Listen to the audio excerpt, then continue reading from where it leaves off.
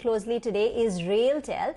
We're now joined by the company's Director of Finance, Anand Kumar Singh.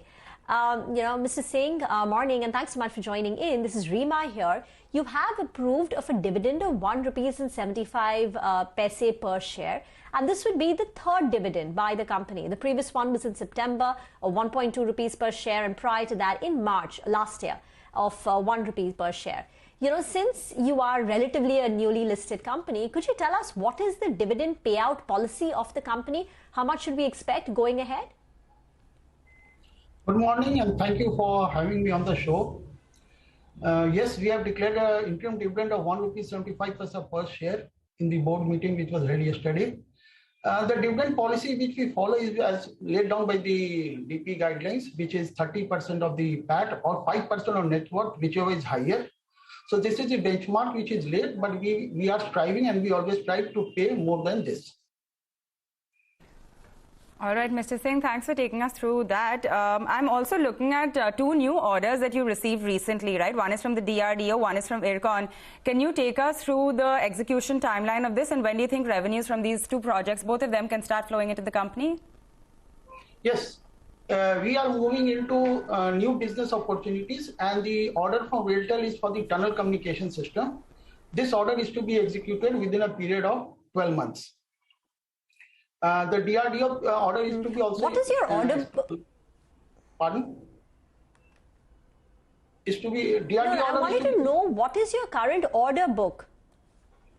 My current order book, the company's current order book is around 5,300 CR plus, where the major constituents are the coal sector, the railways, the defense, the banking.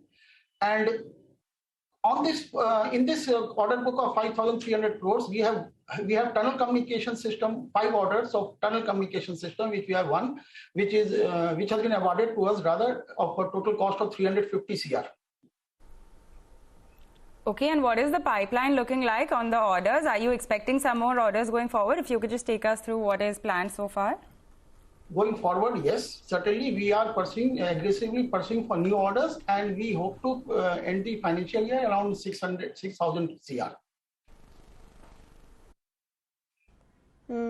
What have been the total quantum of orders in FY22 so far, that it's in the 9 months, April to December, and how much could you get in the remaining 3 months, sir?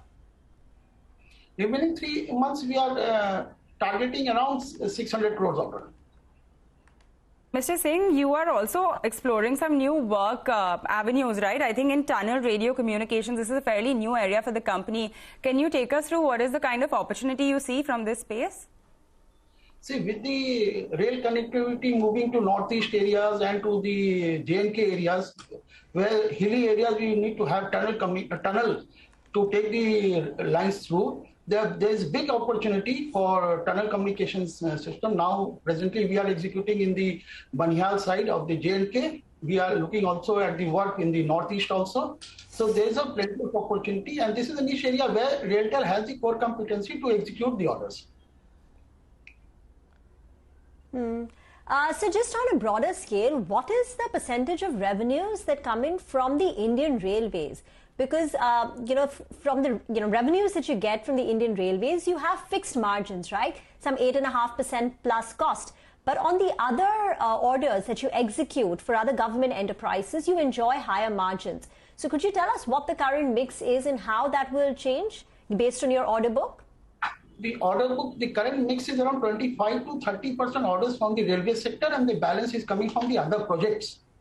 And if I talk about the projects, we are moving into new areas to expand the business profile of the company. Like we have floated an EOI for 100 edge data centers. These edge data centers will be established in tier 2 and tier 3 cities, which will reduce the latency, reduce the transportation cost, and make faster recovery.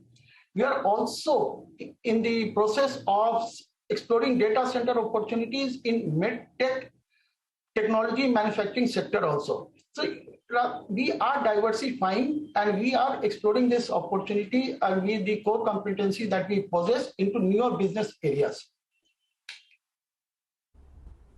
So can you talk about some of these newer business areas? You spoke about these 100 edge data centers that you're looking to set up in public-private partnership model in Tier 2 as well as Tier 3 cities. What is the overall size of this project? What would be the margins? How would the revenues accrue from it for you? See, it is edge data centers. We will be having small data centers which we will locate it in our railway land, the POPs. It will have around 20 racks. 4 to 5 racks will be exclusively for the use of railways. The other racks will be commercially explored. We are entering into a PPP model where we are likely to have an arrangement where the PPP partner will do the capex and will provide him the logistics of power and the connectivity, etc.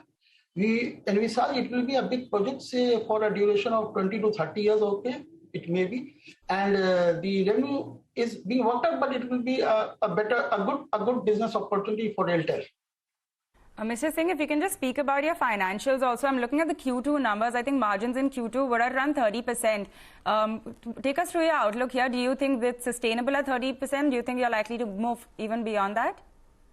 H1 FY22, we achieved a turnover of 696 crore with a PAT margin of 12.73% and EBITDA margin of 28.44%. The company stands by its guidance for the whole year of FY22 of achieving a top line of around 25% growth year on year. Thank you.